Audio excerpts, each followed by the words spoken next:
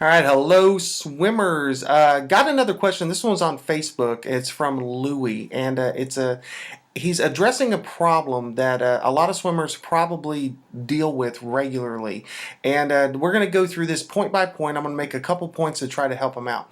What he's really struggling with is he's a marathoner, and he does half marathons and biking, but he has trouble with the swimming part because he feels like he gets exhausted really quickly on the swimming part. Well, there's multiple answers to this. All right, so I'm going to try to break this down bit by bit, and hopefully this makes sense. Swimming shape is not the same as other shape, and you'll see that you're in swimming. You're going to be using all your muscles in your body, just about all the muscles in your body. So it's a full body conditioning. A lot of times with running, you condition your cardiovascular and you condition your legs.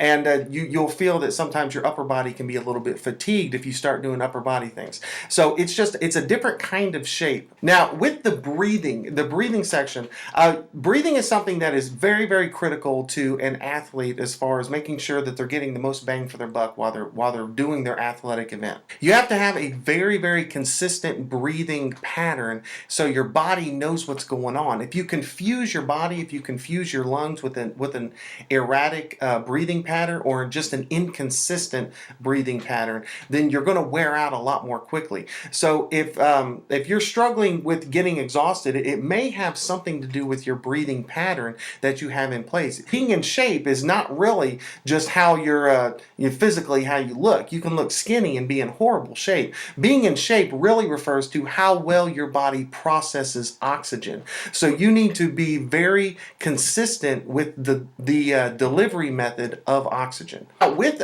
swimming, what I tell swimmers when they come to me with this problem, as far as they get tired really quickly and they don't understand because they're a good athlete in another area, and then they get in the pool and they're worn out really quickly, or they don't seem to be going anywhere when they get into the water, but they're trying really hard. And the big thing that I tell them is to make sure that they back up in the process of becoming a swimmer and make sure that they have the basics in line. There's a few basics that are super duper critical to have in line. And a lot of times when swimmers master these things, everything else falls into place really, really quickly. And then they don't even realize that they had certain things out of line. The first thing is that I would back up to floating skills and make sure that you're an efficient floater both on your front and your back. And really that's making sure that you are able to stay flat in the water, so you're staying up, and making sure that you have a consistent breathing going in. But the big thing is making sure that you have a good balance between your upper and lower body, specifically between your head and your hips, making sure that those two things are balanced in the water outside of keeping them up because you're swimming or because you're kicking. The next thing that I would add is I would add a nice streamline, because that's going to help you, especially if you're swimming in a pool. That's going to help you actually maximize your speed and make you much more efficient in the water if you're sliding through the water and you're not fighting the water in any way. So I would really work on your streamline. Now, the next thing that I would add is a very controlled kick. If you get these the floating and the streamlining in line, and then all of a sudden you throw in this monster fast kick, then it's probably going to throw off the balance that you have with your body. You have to baby this a little bit when you first start, and it sounds like you're a pretty good athlete, so you should be able to master this pretty quick.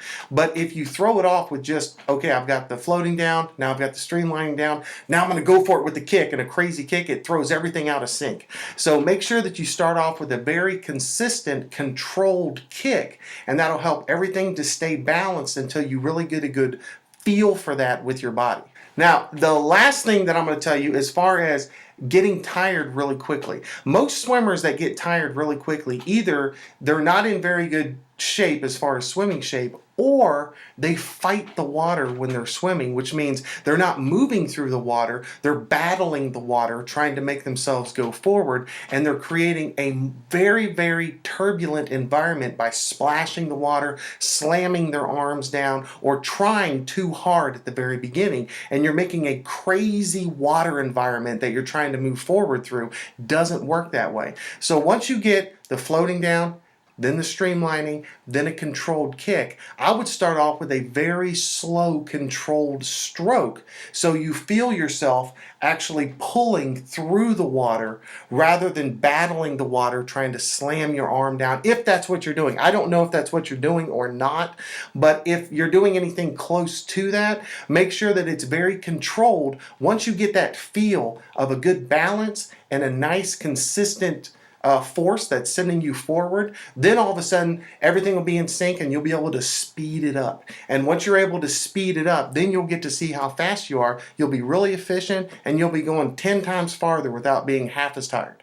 All right, so I hope that helps you out. I know that was a long one, but it's got a lot of good stuff in there, especially for someone who really just can't figure out why it's so difficult to move forward through the water and you've got all this effort going on. All right, so I hope that helps. And if you guys have any other questions, please let me know. I'll do my best to explain. And I hope everybody's doing well out there, and take care. Bye.